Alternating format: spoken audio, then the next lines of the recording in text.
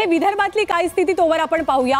62 पैकी 39 जागांचे कल आपल्या हाती आलेले आहेत, ज्यापैकी भाजप 18 म्हणजे विदर्भ कुणाचा, विदर्भात सरशी कुणाची होणार याची सगळ्यात जास्त चर्चा होती। भाजप सध्या 18 जागांवरती लीड घेत आहे, त्याखालोखाल काँग्रेस आहे। काँग्रेस 10 जागांवरती आघाडी मिळवून आहे, त्यामुळे विदर्भाच्या 39 जागांपैकी 18 जागांवरती सध्या भाजप पुढे असल्याचं चित्र पाहायला मिळतंय। 147 जागा महायुतीच्या, 34 जागा महाविकास आघाडीच्या। एक छोटीशी कमेंट धर्मेंद्र जोरे सरांकडून घेऊयात की इतकी मोठी तफावत 147 आणि 34 जरी कल असले तरी सुद्धा तफावत। पण एक ब्रेकिंग न्यूज येते, ती ब्रेकिंग न्यूज पाहूया।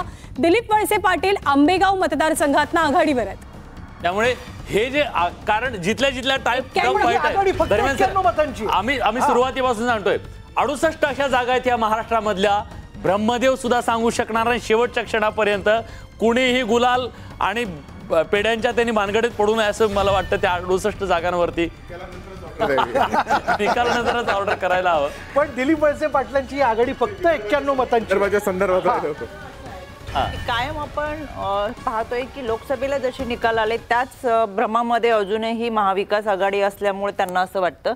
पण ही जी लोक आहेत त्यांची नाळ जनतेशी जुळलेली आहे। लोकसभेच्या निवडणुका ह्या वेगळ्या मुद्द्यांवर लढल्या गेल्या होत्या, कदाचित त्या विरोधकांकडून सिंपतीच्या असतील किंवा इतर समीकरणावर लढल्या गेल्या।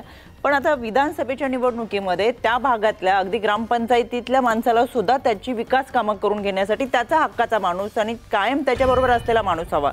त्याच्यामुळे ह्या काही जागा अशा आहेत की त्या नक्कीच काय पेट्यांमध्ये आपल्याला थोड्याफार फरकाने आता जरी मागे दिसत असले तरी ते आघाडी घेऊन निवडून येतील। सर एक मुद्दा आता ह्याच्यातला असा आपण काढू शकतो का लसावी की समहाऊ आपण 11 वाजेपर्यंत एक असा अंदाज आला होता लोकसभेला की महाराष्ट्रामध्ये यांचं पानिपत होणार आहे। आता ह्या आकड्यांमधून असं दिसतंय सत्ता परिवर्तनाची लाट वगैरे जे म्हटलेलं होतं तसं काही चित्र नाही, लढाई होणार आहे। बघा आता 149-33 हा फरक जर पाहिला तर हा काल कोणीतरी बोलला मला, मी त्याच्यावरती विश्वास ठेवला नाही। अर्थात भाजपचे कार्यकर्ते होते म्हणले लाट आहे।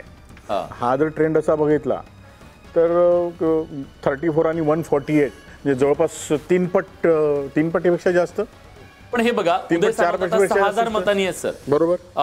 जे आघाडी येत आहेत 12, 15, 20, 17 संजय सर, ह्या आघाड्या म्हणजे आता आपण ह्याला ट्रेंड म्हणू शकतो का?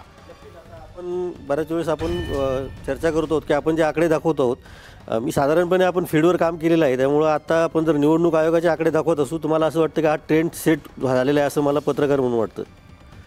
कारण आता याच्यामध्ये फार काही बदल होण्याची शक्यता दिसत नाही का। बऱ्याच ठिकाणी दुसऱ्या फेरी आहे, तिसरी फेरी आहे, चौथी फेरी आहे आणि आपण जर सांगितलं की जे 68 मतदारसंघ आहे जिथे क्रुशियल लढत आहे, म्हणजे 97 मतांची आघाडी जर असेल तर तिथं काहीतरी बदल होऊ शकतो। परंतु 3,500-4,000 मतदान जी आघाडी एकदा 4थ्या-5व्या फेरीनंतर घेतली ती आघाडी कायम टिकून राहते असं मला वाटतं। पण याच्यात मनसेची पहिल्या कालामध्ये मोठी निराशा या ठिकाणी दिसून येते, कुठल्याही जागेवरती त्यांची आघाडी दिसून येत नाहीये। इव्हन आकडेवारीच्या बाबतीत ते पुढे येताना दिसत नाहीये। त्याच्यामुळे मनसेच्या संदर्भात नेमकं काय होतंय हे बघणं फार महत्त्वाचं ठरणार। 125 जागा त्यांनी राज्यभरात लढवल्या आणि एकही जागेवर त्यांची आघाडी नाहीये आणि वंचित आहे की नाही हे आता इतरांमध्ये आपल्याला लक्षात येईल।